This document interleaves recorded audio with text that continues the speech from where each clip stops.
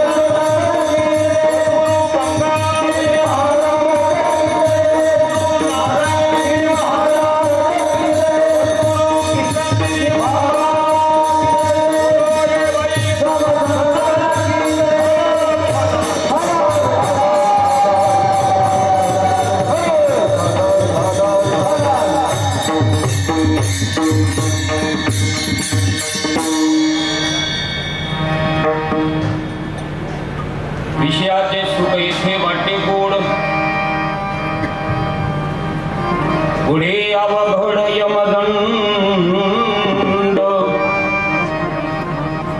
मारिते तोडिते झोडिते निष्ठूर, यमाचे किंकर बहुसाल, अशी पत्र तुर्वर खैराचे इंगोळ, निगतील ज्वाळ तैल पंके, तप्त भूमीवरी चालवते पायी, जळी स्तंभ पाही कवटाळ, मारिते झोडिते तोडिते निष्ठूर, यमाचे किंकर बहुसाल, म्हणून या तुका येतो काकुलते, पुरे यातायाती गर्भवास, मारिती तोडिती झोडिती निष्ठूर, यमाचे किंकर बहुसाल, पांडुरंगा करू प्रथम नमन, पांडुरंगा करू प्रथम नमन,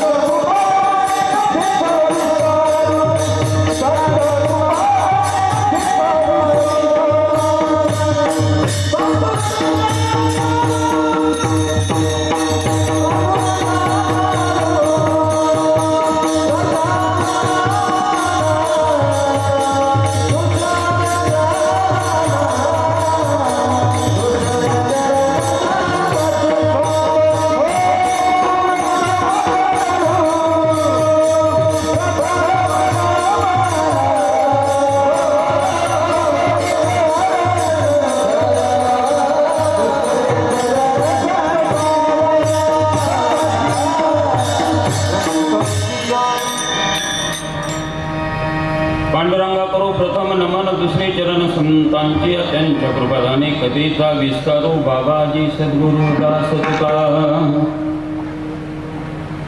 समचरण सरोजम सांद्र निलांबोदवम जगन्निहित पाणी मंडन मंडनानम, तरुण तुलसी माला कन्नडम कंजनेत्रम,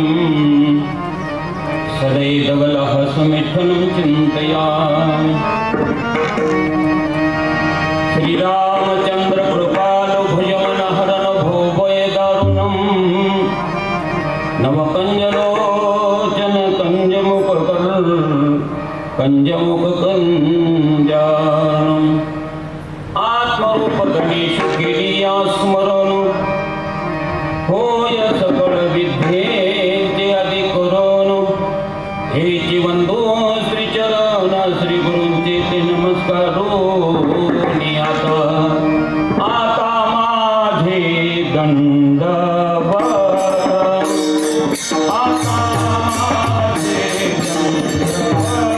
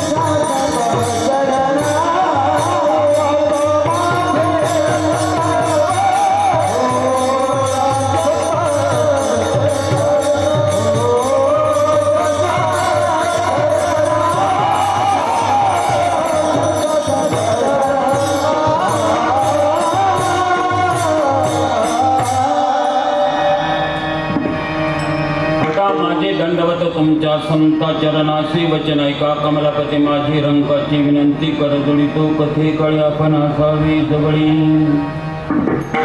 विषयाचे सुख येथे वाट गोड. पुढे अवघड यमदंड मारी. ते तोडीती धोडीती निष्ठूर. यमाचे किंकर बहुसा.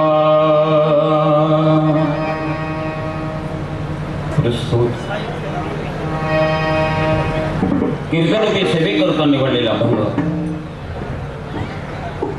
महान भगवदत्त संत सम्राट विश्ववंदनीय महाराष्ट्र भूषण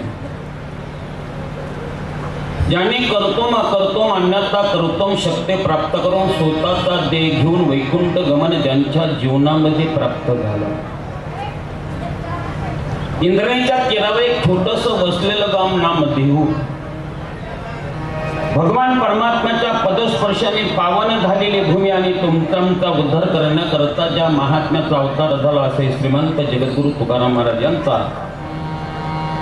5 चरणाचा अभंग असून अभंगाचा प्रतिपाद्य विषय असा आहे. तुकाराम महाराज या मृत्यू लोकामध्ये अवतराला आले त्यावेळेस या मृत्यू लोकातल्या लोकांचा त्यांनी धांडोळा घेतला असताना त्यामध्ये 4 प्रकारचे वर्ग जगद्गुरु तुकाराम महाराजांच्या दृष्टीत पडले. काही लोक फक्त पाप कर्माचं आचरण करणारे दिसले.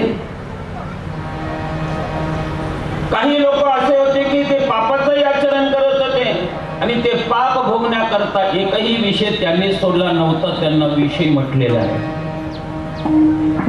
तिसरा वर्ग असा आहे पापापासून लांब आहे, विषयापासून लांब आहे, पण भगवत परमात्म्याची प्राप्ती होण्याकरता इच्छा आहे पण अजून भगवान परमात्मा प्राप्त झाला नाही. असे लोक जगद्गुरु तुकाराम महाराजांच्या लक्षात आले.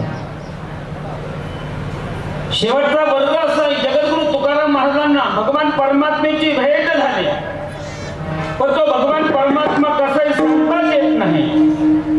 तो भगवान परमात्मा यथार्थ कळावा असे लोक जगद्गुरु तुकाराम महाराजांच्या लक्षात आले. त्याला मुक्त अवस्थेतले लोक म्हणतात.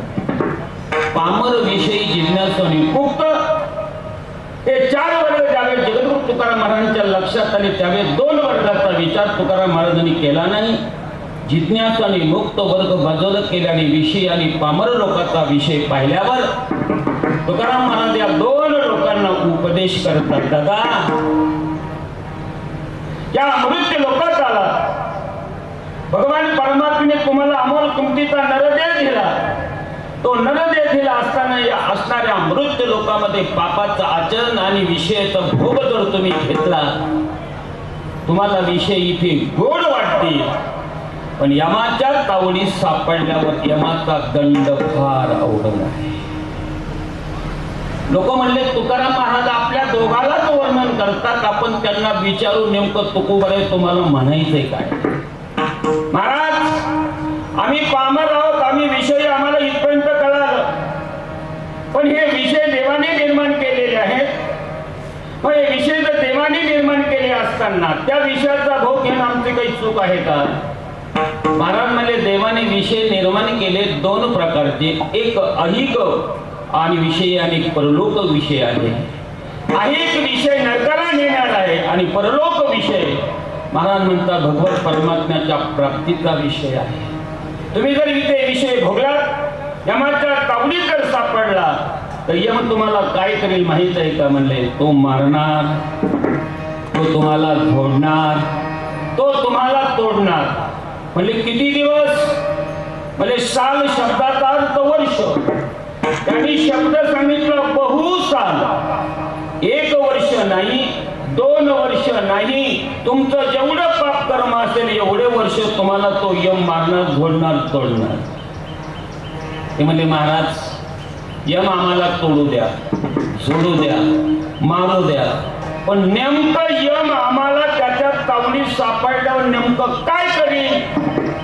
म्हणजे तो यम असे तलवारीच्या पात्यासारखे वृक्ष आहेत. तिथे दाटगीर झाडी आहे. त्या झाडीमध्ये यम तुला त्याच्यात घालणार, नुसतं घालणार नाही तर तुला त्या असणाऱ्या तेलाच्या कढाईमध्ये त्याच्यामध्ये तुला टाक. म्हणले त्या असणाऱ्या तलवारीच्या पात्यासारख्या वृक्षामध्ये घालणार म्हणले हो. तेलाच्या कढईत उलट काढणार म्हणले हो. अजून काय करणार म्हणले तापलेल्या भूमीवर तुला चालावं लागेल आणि लोखंडाचे खांब असे तापलेले त्याला तुला आलिंगन द्यावा लागेल. ते पामर आणि विषय लोक म्हणले एवढी जर शिक्षा या मृत्यू लोकात मानवाला आल्यावर जर होत असेल तर आपण तुकाराम महाराजांना विचारलं पसंत की महाराज याच्यातून आमची सुटका कशी होईल. तुकाराम महाराज म्हणतात माझं अंतकरण एवढं कोमल आहे म्हणून मी तुम्हाला काकुलतीला येतो आणि काकुलतीला आल्या कारणानं एकच विषय सांगतो. हा विषय भोगण्याचं पुरं करा. हे पाप कर्म करण्याचं पुरं करा. जर नाही पाप कर्म सोडलं तर यम तुम्हाला मारणार झोडणार तोडणार. तो किती दिवस बहुसाल असं प्रतिपादने अभंगामध्ये केलेलं आहे. विठाला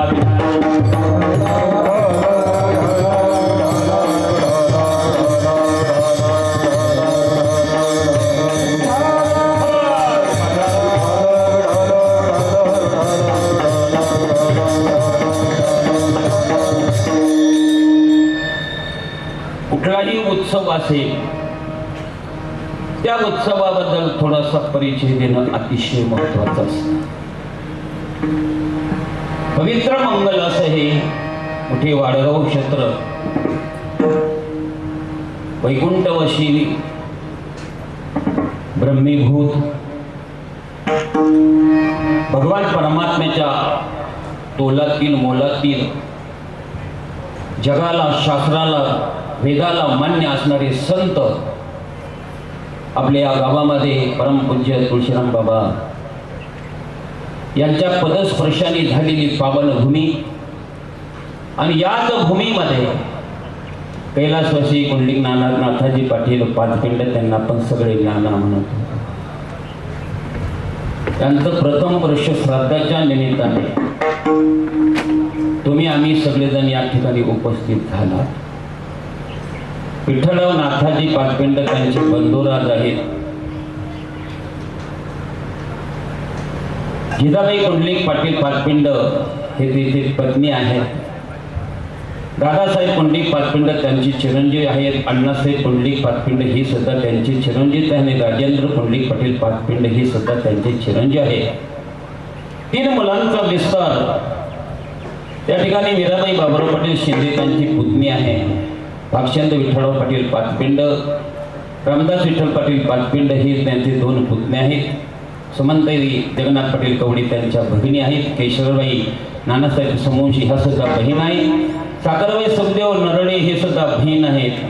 अशा 3 बहिणीचा समूह हा संभाजी ज्ञानदेव पाटील लबडे, साहेबराव बाबाजी पाटील चोरमल आणि कथरू मोहनराव पाटील पवार असे भाचे आहेत.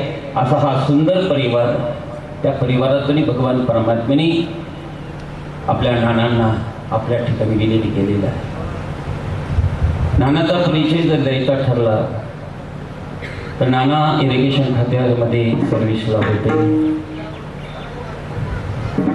इरिगेशन खात्यामध्ये सर्व्हिस करणं फार जबाबदारीचं काम आहे.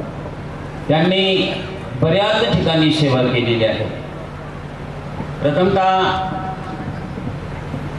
अकोले येथे त्यांनी पाटबंदे खात्यामध्ये सर्व्हिस केली. संगमनेरमध्ये सुद्धा सर्व्हिस झाली. कोलकांबा येथे सुद्धा त्यांनी आम्ही सर्व्हिस झाली. पुण्यात गावामध्ये सर्व्हिस झाली आणि श्रामपूरमध्ये सुद्धा त्यांची सर्व्हिस झाली. पण नानाचा प्रवास संपूर्ण सायकलवर होता ही विशेष आहे. माणसं जन्माला येतात त्याच्यामध्ये नवल नाही. जन्माला येऊन त्यांनी काय केलं याचा परिचय म्हणजे नानांचा. आषाढी वारीची आपली तुळशीराम बाबांची दिंडीमध्ये बरोबर आहे 20 वर्षापासून त्यांची आषाढी वारीला पंगत आहे. आणि सगळ्यात महत्वाचं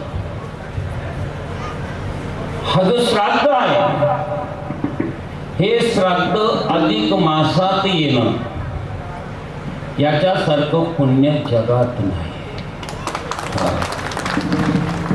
अधिक मास हा अतिशय महत्वाचा महिना शास्त्राने सांगितलेला आहे. या महिन्याला 4 प्रकारचं उडल्या जातं. याला कोणी मलमास म्हणतात, याला कोणी अधिक मास म्हणतात, याला कोणी पुरुषोत्तम मास म्हणतात आणि याला कोणी धोंड्याचा महिना म्हणतात. पण या महिन्यामध्ये जर आपण 5 प्रकारचं दान जर घडलं तर महाराज म्हणतात 3 वर्ष सलग केलेलं अन्नदान आणि या महिन्यामध्ये केलेलं अन्नदान 3 वर्षाची फलश्रुती एका महिन्यात मिळते. त्याला म्हणतात अधिक महिना. त्याचा मलमास का म्हणतात, त्याला पुरुषोत्तम मास का म्हणतात? महाराज म्हणले याला मलमास शब्दाचा अर्थ असा आहे, मल म्हणजे पाप. आता हा महिना असल्या कारण 10-5 मिनिटं तुम्हाला बोललं पाहिजे, कारण याची गरज आहे. काही लोक म्हटले महाराज हा अधिक महिन्यात नसता तर काय खाल्लं असतं, कशा करता हा अधिक मास या लोकांनी काढला? विनाकारण महाराज म्हणतात, काही लोक म्हणले अधिक मास आला की सासऱ्याच्या डोक्याला टेन्शन निर्माण होतं. महाराज म्हणतात अधिक मास जो आला ना, हा अधिक मास जर नसता तर आपलं वर्षाचं सगळे सण महाराज म्हणले एका जागेवर राहिले नसते. अधिक मास जो येतो तो एकमेव जर त्याचा विचार जर केला तर 2 कॅलेंडर शास्त्राने 2 पंचांग सांगितले. वा भाऊ बसा. एक चंद्र वंश कॅलेंडर आहे आणि एक सूर्यवंश कॅलेंडर आहे. ऐका, चंद्रवंश कॅलेंडरमध्ये 354 दिवस आहे आणि सूर्यवंश कॅलेंडरमध्ये 364 दिवस आहे. सूर्यवंशातलं कॅलेंडर हे आपण जानेवारी, फेब्रुवारी, मार्च महिने हे जे आहेत हे सूर्यनारायण कॅलेंडरपासून निर्माण झालेले आहे आणि चंद्रवंशातले जे कॅलेंडर आहे ते मराठी महिन्यापासून चालू झाले. चैत्र, वैशाख, ज्येष्ठ, आषाढ हे महिने. याचे वर्षाला 354 दिवस म्हणजे 11 दिवस वर्षाला चंद्रवंशातले कमी होतात आणि 3 वर्ष जर याचा गणित जर केलं तर 33 दिवस या महिन्यामध्ये त्याचं गणित करून संतुलन करावं लागतं आणि ते संतुलन जर केलं तर महाराज म्हणले 1 महिना तयार होतो आणि तो महिना 3 वर्षातून अधिक जर केला तर महाराज म्हणले पाडवा हा उन्हाळ्यातच येणार, दिवाळी ही हिवाळ्यातच येणार, अक्षय तृतीया ही उन्हाळ्यातच येणार. पण हे महिने जर नसते म्हणजे अधिक महिना जर नसता तर महाराज म्हणले दिवाळी उन्हाळ्यात आली असती आणि पाडवा हिवाळ्यात आला असता. काही समाजाचे लोक हा महिना पाळत नाही म्हणून त्यांचे सण कधी हिवाळ्यात येतात, कधी उन्हाळ्यात येतात. त्याला कधीच किंमत नाही, त्याची अशी तारीख ठरलेली नाही किंवा तिथी ठरलेली नाही. म्हणून चंद्रवंशातलं कॅलेंडर हे 11 दिवस कमी होणं म्हणून बरोबर 3 वर्षानंतर ज्या दिवशी सूर्यनारायण शेवटच्या राशीमध्ये येतो, मीन राशीमध्ये, आणि मीन राशीवर आल्यावर तो सूर्यनारायण परत मेष राशीमध्ये प्रवेश करत नाही जोपर्यंत त्या असणाऱ्या कालावधीमध्ये त्याला म्हणतात मलमास. त्याला काय म्हणतात? अधिक महिना म्हणतात. मग हे 30 दिवस याचे बरोबर संकलन करून आपल्या हिंदू धर्मातले सण बरोबर आपल्या तिथीलाच येणार. त्याचं एकमेव कारण त्याच्याकरता महिना घातला म्हणून त्याला प्रथम अधिक मास म्हटलेला आहे. मलमास का म्हणतात याला? म्हणजे या महिन्यामध्ये कुठलंही मंगल कार्य करता येत नाही. जर साखरपुडा जर केला या महिन्यामध्ये तर महाराज म्हणले साखरपुडा केल्यावर कालांतराने साखरेचा गोडवा निघून जाईल आणि लिंबाचा गोडवा त्याच्या जीवनामध्ये आल्याशिवाय राहणार नाही. लग्न विधी जर या महिन्यात केला तर महाराज म्हणले घरात शांता येण्याच्या अगोदर ती शांता येणार नाही, मग शांताबाई येईल त्याच्या. वास्तू शांती या महिन्यात करू नये. का करू नये? त्या घरातले नकारात्मक विकार बाजूला जाण्याच्या ऐवजी त्या घरामध्ये नकारात्मक विषय जास्त वाढल्या जातील. म्हणून या महिन्यामध्ये वास्तू शांती करता येत नाही, या महिन्यामध्ये साखरपुडा करता येत नाही, या महिन्यामध्ये लग्न करता येत नाही.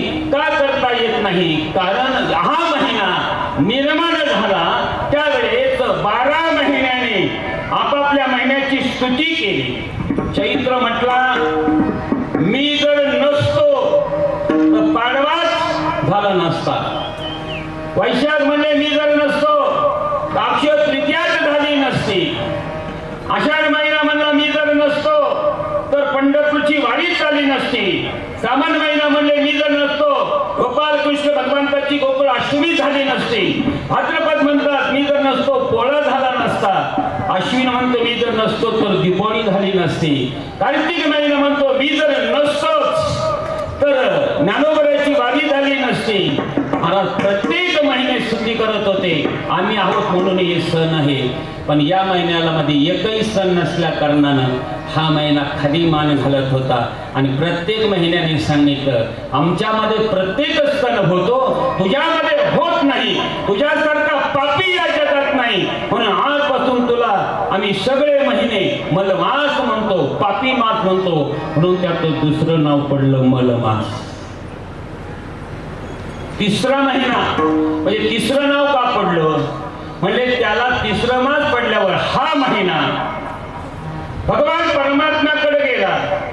देवाकडे जाता येत नाही म्हणून नारदाची भेट झाली आणि नारदाने त्या महिन्याला भगवान गोपाल कृष्ण परमात्म्याकडे नेलं आणि नेल्यावर नारदाने त्याचा परिचय करून दिला. देवा तुझ्याकडे आलेला माणूस जो शरण येतो त्याला तारण करण्याची शक्ती तुझ्यात आहे.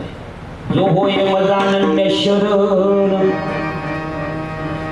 तयाचे निवादिनी जन्म मरण या लागे शरण गता शरण मी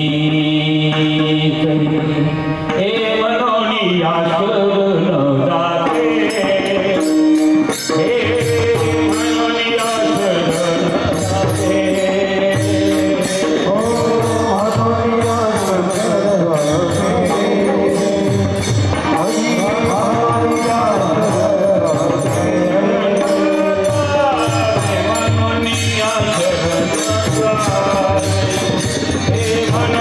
या शरण जाते.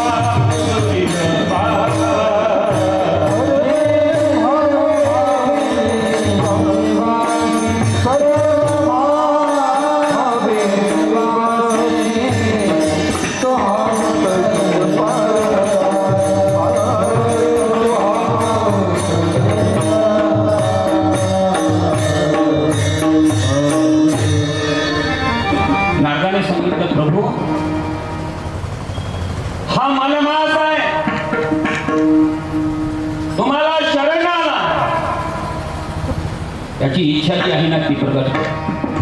तेव्हा प्रत्येक महिन्याने मला म्हणून नाव प्रबोधन केलंय.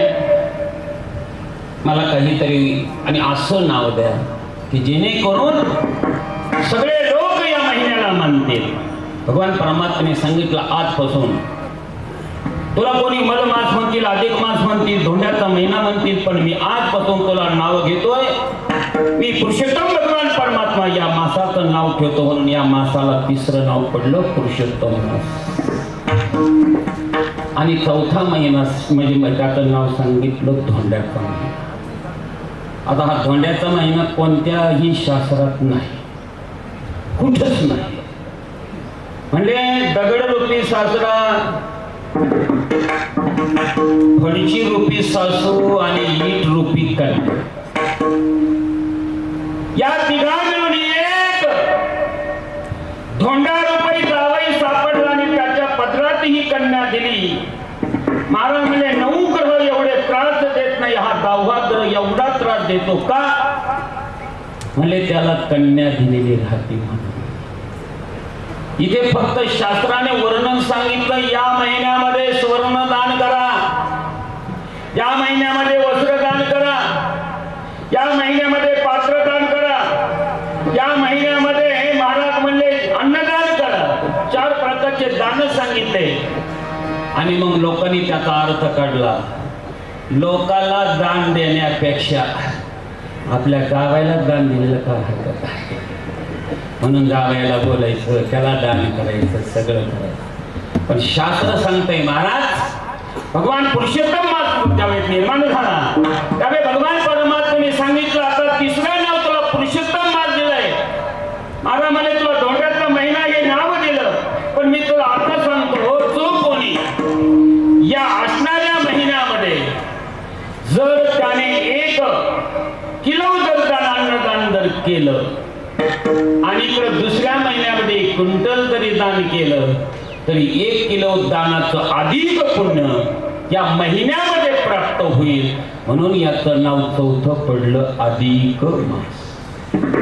1 माळ जर जपली या महिन्यामध्ये तर महाराज म्हणतात की 1000 माळी जपल्याचं पुण्य या असणाऱ्या आणि अधिक मासामध्ये होतं.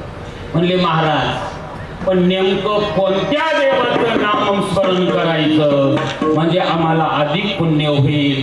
महाराज म्हणले दुसऱ्या तिसऱ्या कोणत्या देवाचं नाही, फक्त एकाच देवाचं नाम चिंतन करायचं. त्या देवाने विष्णू रूपाने अवतार घेतला, त्या देवाचं. विठाला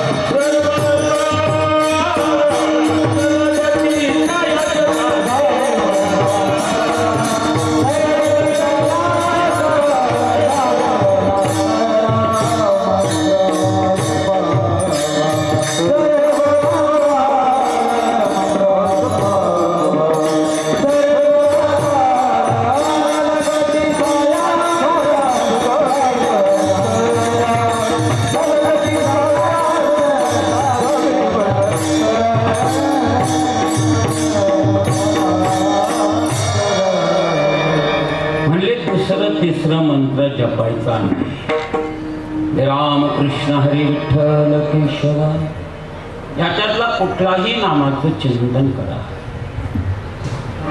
मोठ्या वाडगावातल्या काही महिला म्हणल्या, बाबा आम्ही बाकीच्या देवाचं नाम घेण्यापेक्षा तुळशीराम बाबाचं नाव घेतलं तर चालेल का? म्हणजे बाकीच्या देवाचं नामस्मरण जर केलं तर एक पुण्य, पण तुळशीराम बाबाचं नाव घेतलं ना तर 108 नामाचं पुण्य. पटवून देतो मी, तुम्ही पटवून देतो. बाबाच्या अक्षरामध्ये तुळस अधिक राम. किती संध्या झाल्या? जी तुळस भगवंताला प्रिय आहे, जी तुळस रामाला प्रिय आहे, तो राम. आता राम, या राम शब्दामध्ये किती अक्षर आहे? किती किती? बोललो नका परत. राम शब्दामध्ये 3 अक्षर आहे. र अधिक आ अधिक म. व्याकरणाच्या दृष्टीने किती होतात? र अधिक आ अधिक म. आता ही 2000 वर्षापासून ही प्रथा निघाली, जय हरी, बाकीचे काय असेल ते. पण ज्यावेळेस मी या सप्त्याला पहिल्यांदा भाऊने आणलं होतं मला व्यासपीठ चालायला, 2-3 वर्ष मी कार्यक्रम केला. त्यावेळेस लोक भेटले एकमेकाला काय म्हणायचे? राम राम. किती वेळेस म्हणायचे? 2 वेळेस राम राम म्हणायचे. मला तर हे अक्षर जे आहे ना, या 12 खडीमध्ये 27 क्रमांकाचं आहे. आ हे अक्षर आहे ते 2 क्रमांकाचं आहे आणि म हे अक्षर 25 क्रमांकाचं आहे. महाराज म्हणजे 27 क्रमांक, त्याच्यामध्ये 2 मिळवले. 27 अधिक 2 किती झाले? 29. आणि 29 झाल्यावर त्याच्यामध्ये परत 25 मिळाले तर किती होतात? एकूण शब्द होतात 54. किती होतात? 54. मग राम शब्दामध्ये जर 54 अक्षर तयार होत असेल, 2दा राम म्हटल्यावर किती अक्षर तयार होतात? म्हणजे 54 अधिक 54 बरोबर 108 शब्द होतात. राम राम म्हटल्यावर 108 माळीची जप. राम राम म्हणल्यावर एका याच्यात 1 माळीच्या जपाचं पुण्य होतं. आणि ते तुळशीच्या रूपाने जर केलं तर तुळशीराम बाबाच्या नामात किंमत तयार होते. म्हणून भगवान परमात्मा म्हणले, जो कोणी अधिक मासामध्ये माझं नाम चिंतन करील, अन्नदान करील, बाकीच्या महिन्यामध्ये केलेल्या पुण्यापेक्षा 1000 पट पुण्य या मासात होईल. आणि या मासामध्ये श्राद्ध विधी, या मासामध्ये दशक्रिया विधी, या मासामध्ये 13वा जर आला, या मासामध्ये महिना जरी आला तरी तो माणूस पुण्यवान होतो महाराज. म्हणून नानाचं श्राद्ध या महिन्यामध्ये आलं. महाराज नानासारखं पुण्य महाराज या महिन्याने प्रकट केलं. विठाला विठाला.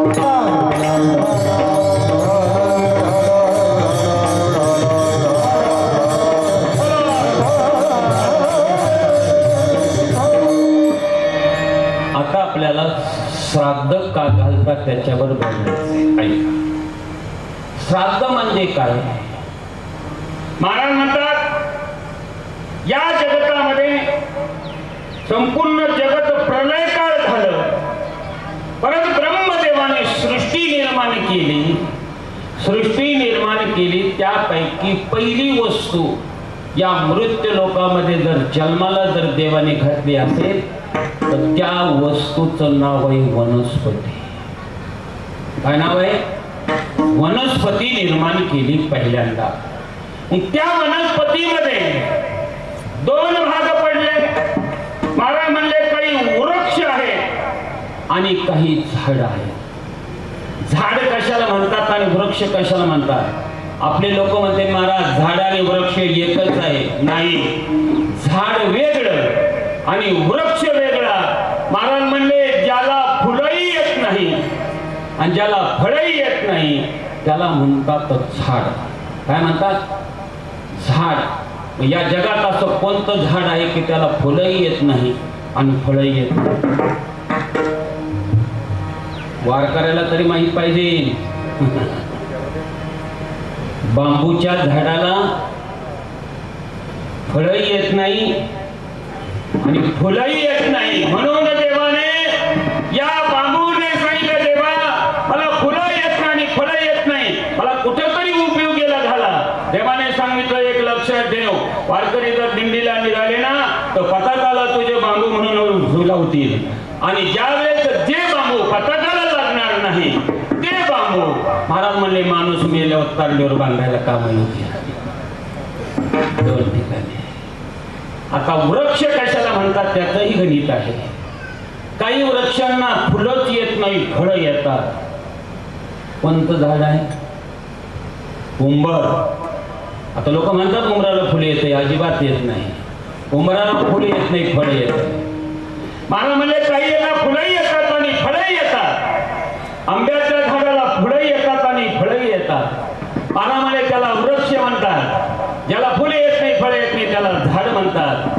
दुसरा प्रकार शास्त्राने सांगितला महाराज, दोन प्रकाराची पहिली एक लता आहे आणि एक वेली आहे. लता वेगळी आणि वेली वेगळी. लता कोणाला म्हणतात? जी कोणाचाही आधार घेत नाही पण जमिनीवर फरफट चालते, महाराज तिला लता म्हणतात. डांगराची फळाला लता म्हणतात. महाराज म्हणजे टरबुजाच्या फळाला लता म्हणतात, खरबुजाच्या झाडाला लता म्हणतात. पण महाराज एकमेव अशी वेल आहे, ती वेल कोणाचा तरी आश्रय करून ती वेल ज्यावेळेस वर जाते, ती वेल वर गेल्यावर ती वेल या आश्रय घेतलेल्या झाडालाही उंच करते आणि ती स्वतःही उंच राहते, म्हणून तिला वेल म्हणतात. ज्ञानोबराय सांगतात, आमचा संप्रदाय एवढा श्रेष्ठ आहे, ज्ञानोबरायासारख्या तुकोबरायासारख्या वृक्षाच्या आणि आधाराने हा वारकरी संप्रदाय एवढा उंच जातो. त्याचा वेलो गेलो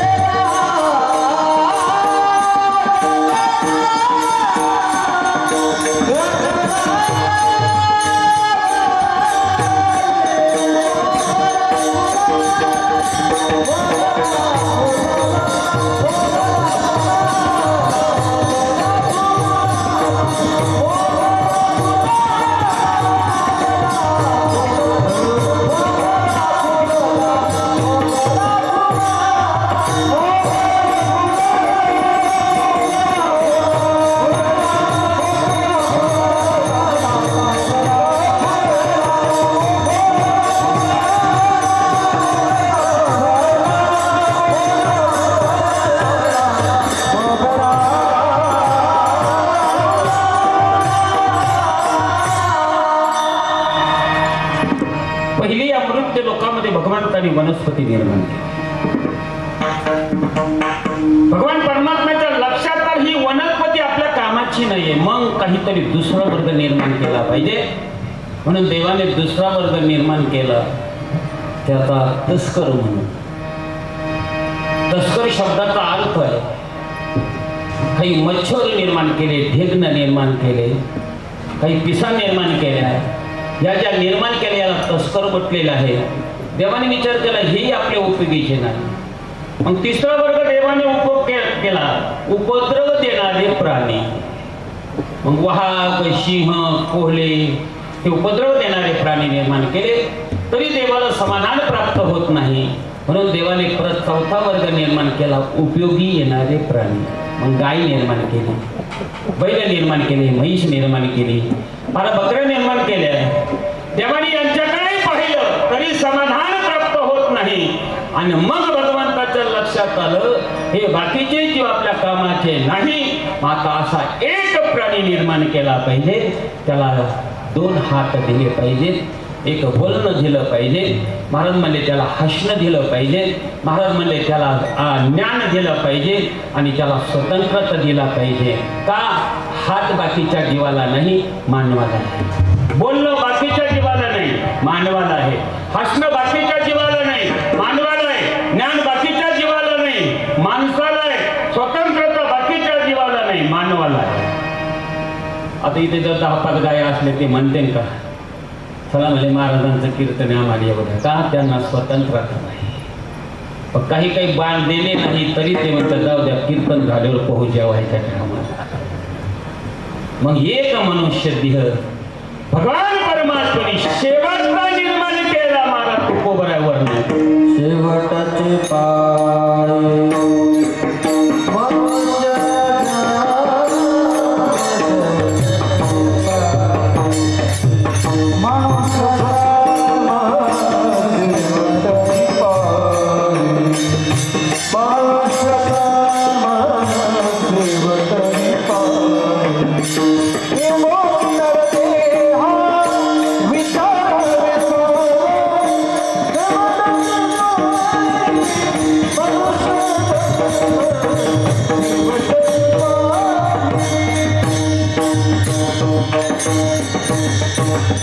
शेवटची पाळी एक मनुष्य जन्म चुकलिया वर्म फेरा.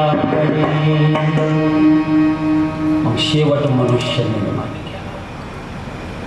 निर्माण देवाने केला, पण देवाने त्या माणसाकडे पाहिल्यावर देवाने सांगितलं मानवा बाकीचे जीव अगोदर निर्माण केले आणि शेवट तुला निर्माण केलं. त्या देवाने त्या मानवाने सांगितलं देवा मला निर्माण केलं, पण मग मी नेमकं काय केलं पाहिजे सांग ना. महाराज म्हणले मी एकच सांगतो तुला मी जन्माला घातलं ना, फक्त एकच कर तयाचे भजन चुकू नको.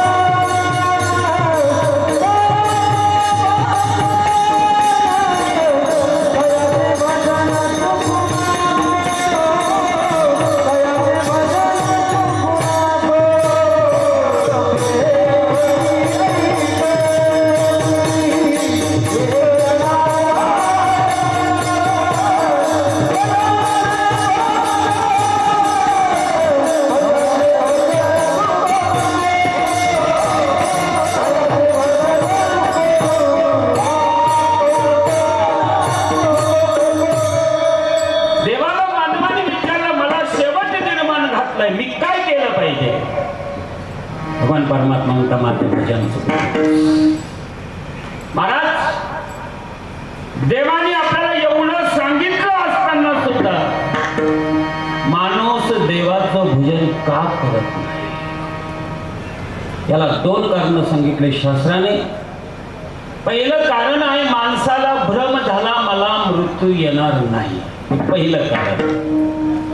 आणि दुसरं कारण सांगितलं देवाने, आपल्याला देवाचं भजन करण्याकरता जरी आपल्याला जन्माला घातलं, पण आपल्याला देवाचं भजन करत असताना महाराज तो असणारा संसारच सुटत नाही.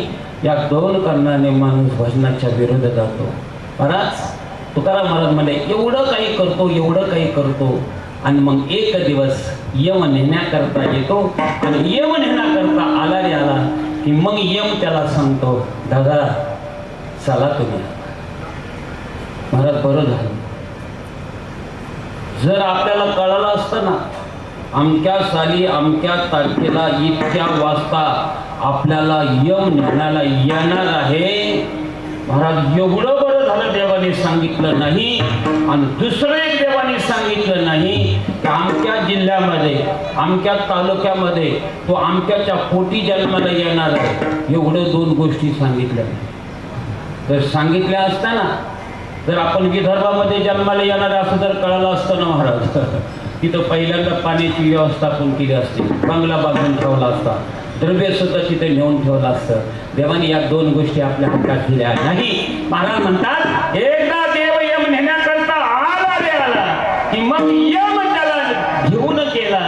किती सुंदर माणूस असू द्या, किती तरुण असू द्या, पत्नीचा आवडता असू द्या, मुलांचा आवडता असू द्या, अरे कोणाचाही असू द्या, महाराज त्याला एक वयच्या असणाऱ्या प्रेताकडे पाहिल्यावर लोक एक दिवस म्हणतात, काढा काढा आता बाहेर झाला उशीर, काढा बाहेर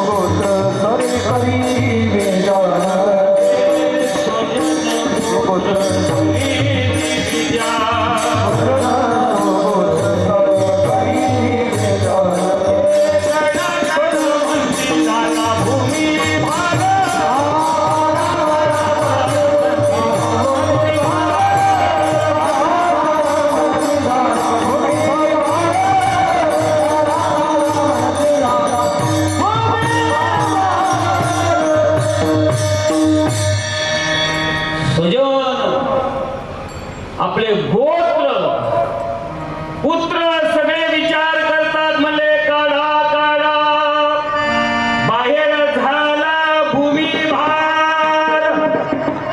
त्या भूमीला भार झाला. ज्यावेळी त्याला अंत्यसंस्कार केला जातात, दुसऱ्या दिवशी सावड्याचा कार्यक्रम होतो. आता दुसऱ्या विधीचा विषय नसल्या कारणाने मी हा विषय बाजूला ठेवतो. मला श्राद्ध विधीपर्यंत जायचे. 12ला कीर्तन बरोबर समाप्त करायचे. पावणे 12 झाले. महाराजांचा 10वा विधी झाला. 11वा विधी आणि 12वा विधी आपले लोक करत नाही, पण केला पाहिजे. 13वा विधी हो सगळ्यात महत्वाचा आहे. कारण जीवनामध्ये एक विधी आणि 2 शास्त्र केल्या जातात. 10व्याचा विधी करावा लागतो, 13व्याचं शास्त्र आहे, आणि वर्ष श्राद्धाचं सुद्धा शास्त्र आहे. हे 2 शास्त्र पद्धतीने करावं लागतात. माझा म्हणतात 13वा झाला. 13वा कोणाचा केला जातो म्हणजे 13वा ग्रस्त आश्रमातल्या माणसाचा 13वा करावा. ब्रह्मचारी असेल त्याचा 14वा करावा. वानप्रस्थ असेल त्याचा 15वा करावा. आणि संन्यासी जर असेल तर त्याचा 16वा करावा. हे शास्त्र आहे. 14वा विधी आपला ते आपले गंगा पूजन झालं की मग त्या 13वा झाल्यावर 14व्याच्या दिवशी असणारा तो जीवात्मा, त्याच्या समोर 2 मार्ग असतात. एक मार्ग असतो यमाचा मार्ग आणि एक मार्ग असतो देवाचा मार्ग. यमाचा मार्ग कोणाला? महाराज ज्ञानोबराला विचारा, यमाचा मार्ग कोणाला? हरी विना जन्म नरकाची पैजाना, यमाचा पाहुणा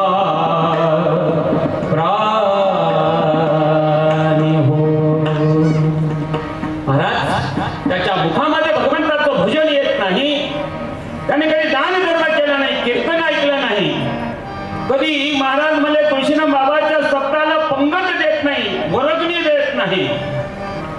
याला पहिला मार्ग दिसतो यमान. आणि ज्याने जीवनामध्ये तीर्थयात्रा केल्या, दान धर्म केला, महाराज म्हणजे त्याला कोण येतं नेण्याकरता?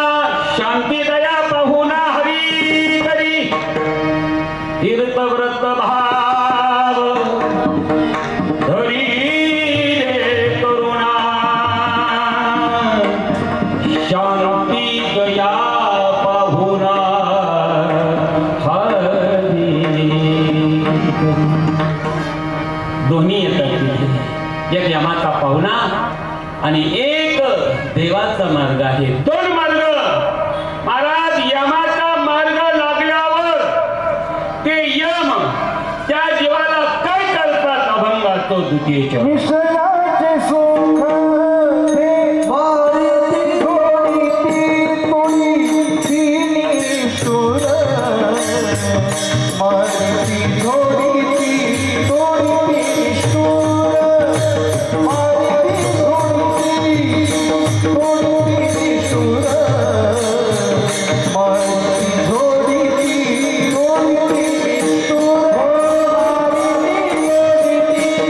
शूर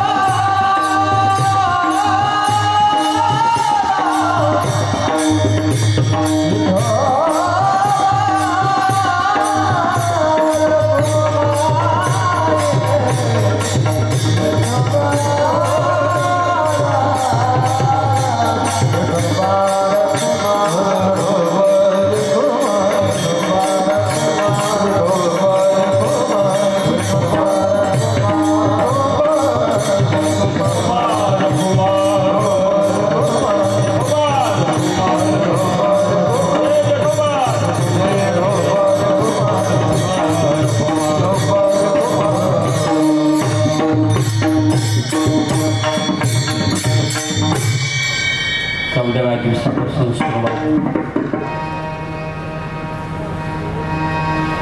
48 दिवसाचा प्रवास ऐका.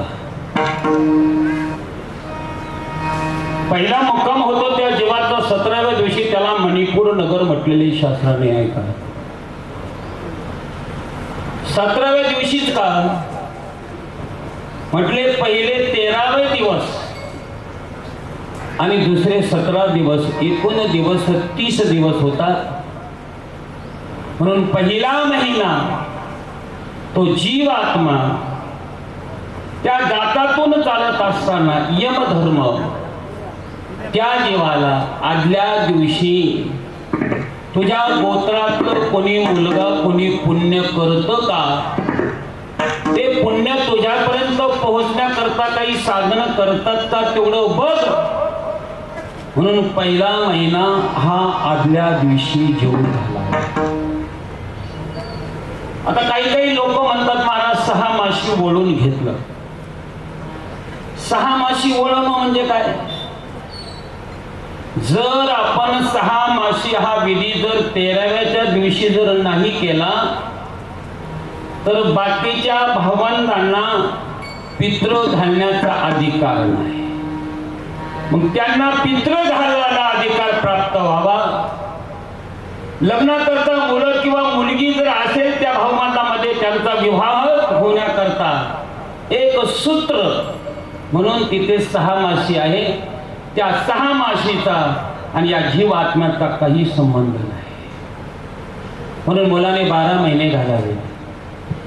17 दिवस झाल्यावर जर मुलाने पहिला महिना घातला तर पहिला महिना घालत असताना त्याला सुद्धा विधी सांगितले अशा असताना दशक्रिया विधी हा जीव हा देह जाळला तरी 10 दिवस हा जीव या मृत्यू लोकात राहतो. म्हणून मृत्यू लोकातला जीव या मृत्यू लोकात असल्या कारणानं 10व्या दिवशी 10 प्रकारच्या विधी कराव्या. त्या विधी केल्यावर त्या जीवात्म्याला महाराज या गोत्राचा आणि त्याचा संबंध तोडण्याकरता 10 प्रकारच्या विधी ज्या दिवशी केल्या जातात त्याला दशक्रिया विधी म्हणतात. क्रिया म्हणजे कर्म आणि दश म्हणजे 10. 10 कर्म आपला आणि आपल्या वडिलांचा असणारा संबंध याच्यातून या गोत्रातून सोडण्याकरता ज्या दिवशी हे कर्म केलं जातं त्याला दशक्रिया विधी म्हणतात. 11व्या दिवशी एक विधी सांगितला आणि आपले लोक करत नाही. 12व्या दिवशी एक विधी सांगितला. गरुड पुराणामध्ये गंगा पूजन हे 12व्या दिवशी सांगितलं. आपले लोक 14व्या दिवशी घालतात. 12व्या दिवशी गंगा पूजन करावं. 11व्या दिवशी महाराज एक विधी सांगितला. तो जीवात्मा आपल्या घरातून बाहेर गेल्यावर तो जीवात्मा याच मृत्यू लोकांमध्ये पुढचा मार्ग शोधत असताना आपल्या अगोदरच्या पूर्वजांना तो आपल्याला मार्ग दाखवण्याकरता विनंती करतो आणि तो मार्ग सापडण्याकरता पितर त्याला सहकार्य करतात आणि त्या पितराला संतुष्ट करण्याकरता 11व्या दिवशी एक विधी सांगितला. 12व्या दिवशी सांगितला. 13व्या दिवशी झाल्यावर 17 दिवस तो जीव आत्मा मणिपूर नगरमध्ये गेला. मुलाने जर पहिला महिना घातला तर महाराज म्हणले तिथून पुढे त्याचा प्रवास चालू होतो. तो 48 दिवस.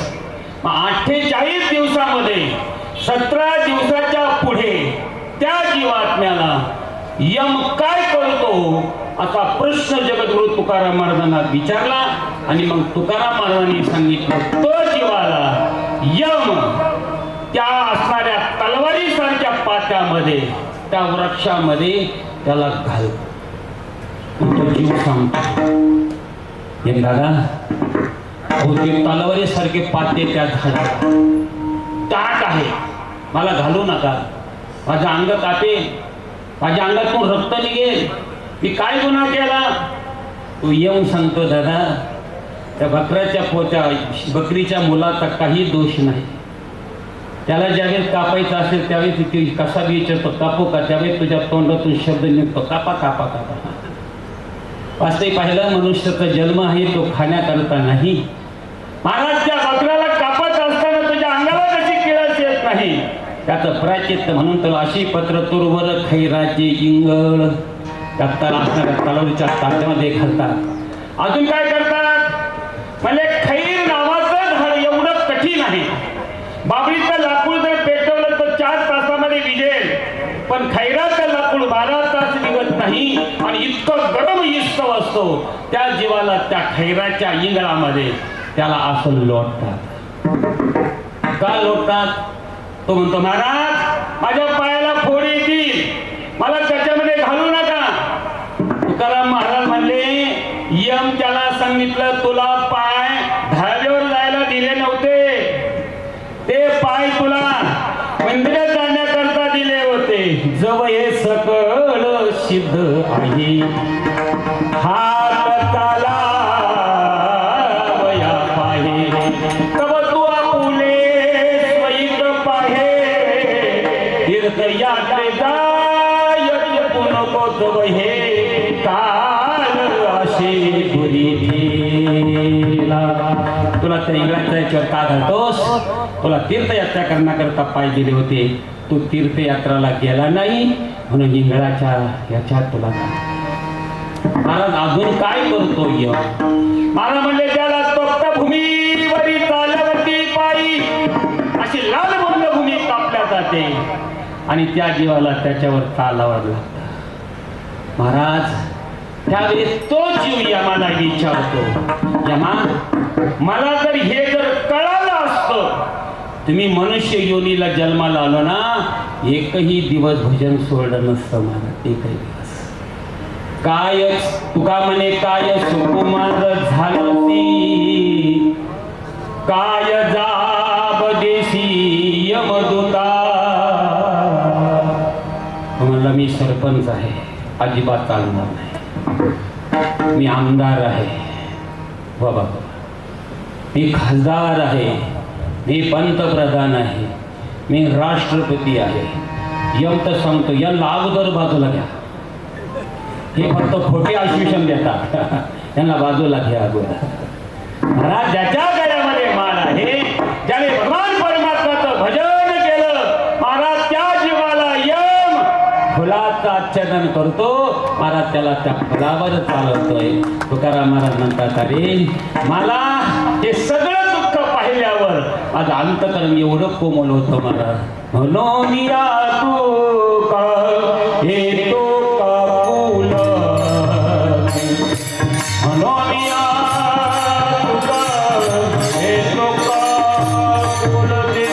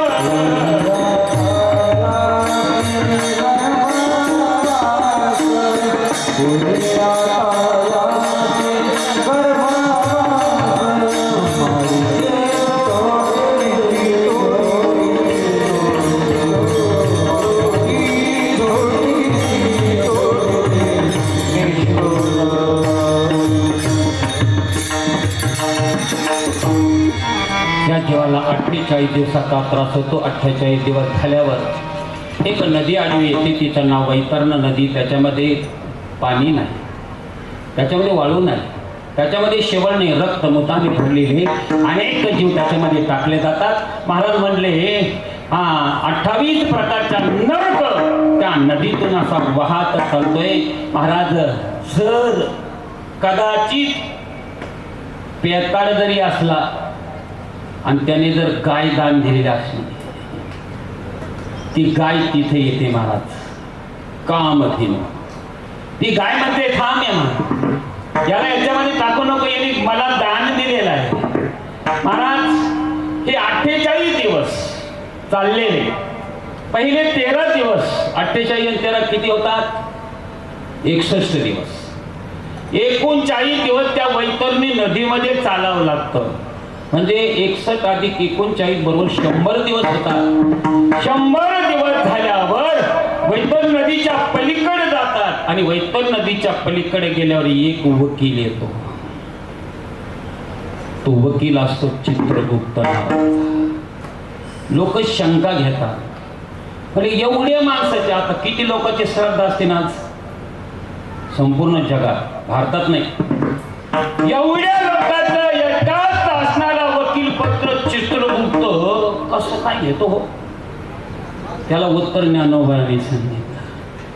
ज्ञानोबाने सांगतात, बिंब तरी बचकी एवढी परिप्रकाश त्रैलोक्य थोकडी. सूर्यनारायण उगला मोठे वाडगाव. किती? एक बचका एवढा, म्हणजे एवढा हाता एवढा.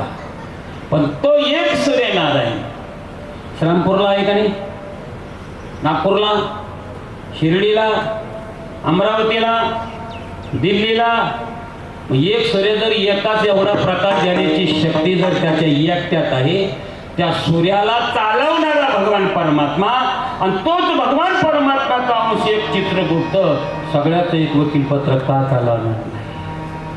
मग 100 दिवस झाल्यावर तिथे वकील पत्र आपला खटला चालतो. तो 265 दिवस चालतो आणि 265 दिवस चालल्यावर तो खटला महाराज पहिले 100 दिवस नंतर ते 265 एकूण 365 दिवस ज्यावेळेस होतात त्यावेळेस आपल्या नानांना त्या असणाऱ्या धर्माच्या पुढे उभा केला जातो. तिथे एक तरोजू लावल्या जाते. त्या असणाऱ्या नानाने केलेलं पुण्य एका तरोजूमध्ये ठेवल्या जातं आणि आज नानांच्या मुलाने केलेलं पुण्य, किती पुण्य आज? पहिलं पुण्य पिंडदानाचं, दुसरं पुण्य अन्नदान, महाराज म्हणले पात्रदानाचं, तिसरं पुण्य वस्त्रदानाचं, महाराज म्हणले चौथं पुण्य ज्ञानदानाचं आणि 5वं पुण्य अन्नदानाचं. आज किती केले पुण्य मुलांनी? यांनी 5 प्रकारचं पुण्य आज जे केलं ते पुण्य महाराज म्हणले एका पारड्यामध्ये 12 वाजून 5 मिनिटांनी त्याची तुलना होते. किती? 12 वाजून 5 मिनिटांनी त्याची तुलना होते. दशक्रिया विधी 8 वाजून 32 मिनिटांनी करावा. 13वा विधी 11 वाजून 12 मिनिटापासून तर 12 वाजेपर्यंत करावा. पहिला महिना 12 वाजून 7 मिनिटापर्यंत घालावा आणि श्राद्ध विधी हा महाराज म्हणले 12 वाजून 9 मिनिटांनी घालावा. गरुड पुराणामध्ये आलं. आता नाना तिथं आहे, त्यांचं तुलना चालू आहे, पुण्यस्मरण तिथं चालू आहे आणि तिथं दोघांचं पुण्यस्मरण जोपर्यंत होत नाही तोपर्यंत नाना इथला विधी घेण्याकरता येत नाही. म्हणून महाराज किती जरी ब्राह्मणाला जरी घाई असली, तो ब्राह्मणाला घाई असली ब्राह्मण म्हणतो तुम्हाला लवकर करावं लागेल, लवकर नैवेद्य दाखवा, लवकर लोकांना जीव घाला. लोकांना लवकर जीव घातलं आणि नाना जर 12 वाजून 10 मिनिटाचे पुढे जर खाली पाहू लागले, नाना म्हणतील सगळ्या लोकांच्या पत्रावळ्या मला काहीच नाही. पितर खाली जर आले आणि जर त्यांना नाही मिळालं तर महाराज म्हणतात ते काय करतात?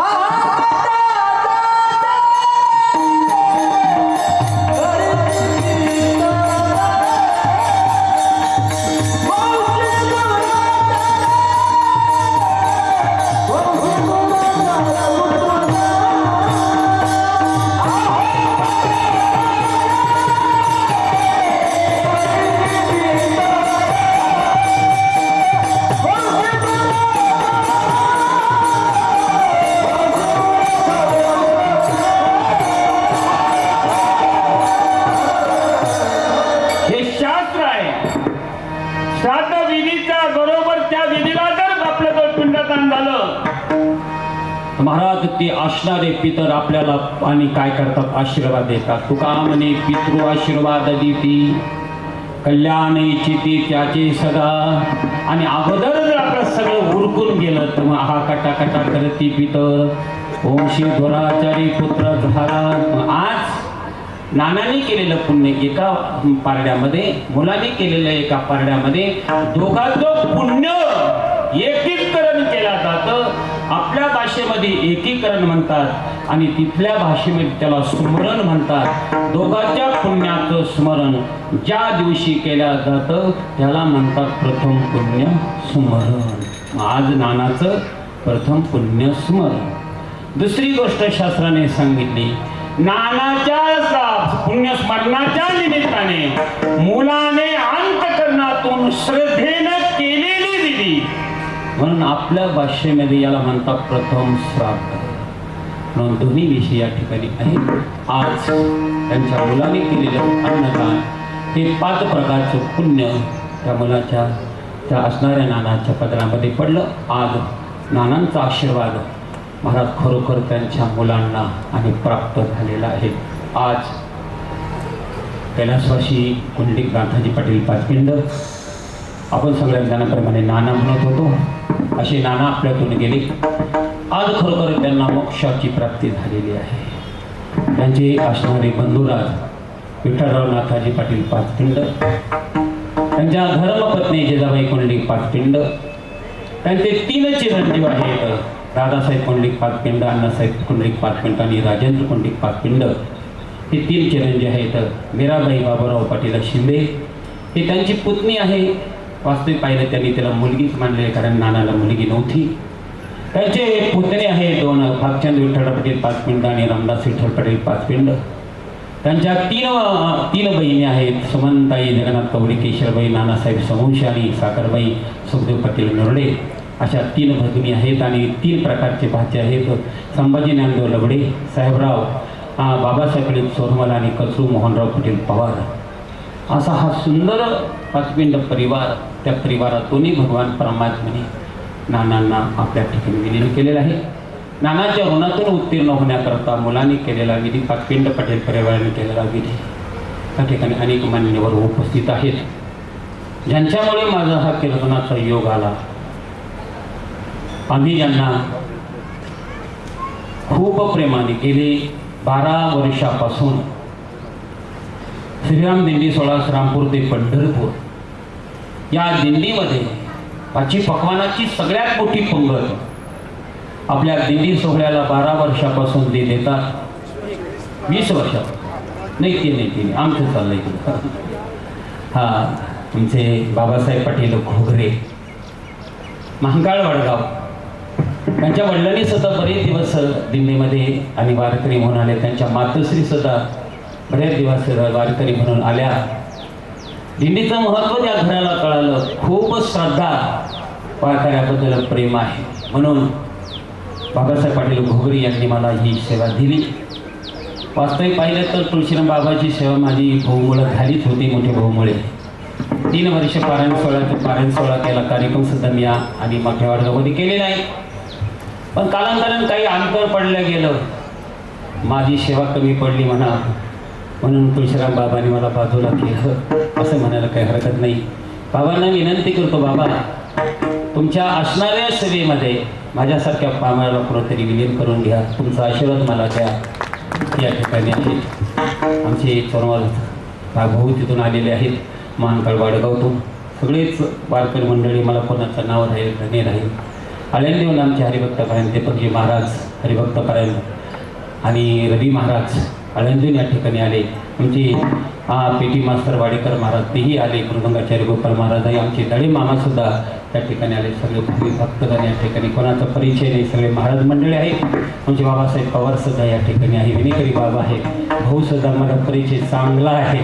सगळ्यांच्या चरणावर मंडळ. संश्री महाराज पुढच्या वर्षापर्यंत नक्की डबल होईल, तुमचा आमच्या आशीर्वाद आहे. खूप सुंदर संस्कृती आहे. जमलेले भावी भक्तगण अतिशय सुंदर पद्धतीने तुम्ही चिंतन सेवा सेवन केले महाराज. फक्त आता 1 मिनिट भजन करायचं. कारण या धर्म मंडपामध्ये भजन केलं, अधिक महिन्यामध्ये भजन केलं, तर एकदा नामस्मरण केलं ना, इथं 1000 लोक आहे ना, एकदा नामस्मरण केलं की 1000 लोकांचं म्हणजे पुण्य एका टायमाला, आणि 1000 गुणिले 1000 एवढं पुण्य या अधिक मासामध्ये होईल. भोले बाबाचं भजन केलं ना, सगळ्यात मोठं पुण्य आहे महाराज. फक्त एकदाच भजन करायचं, सेवा समाप्त करतो. ज्ञानेश्वर माऊली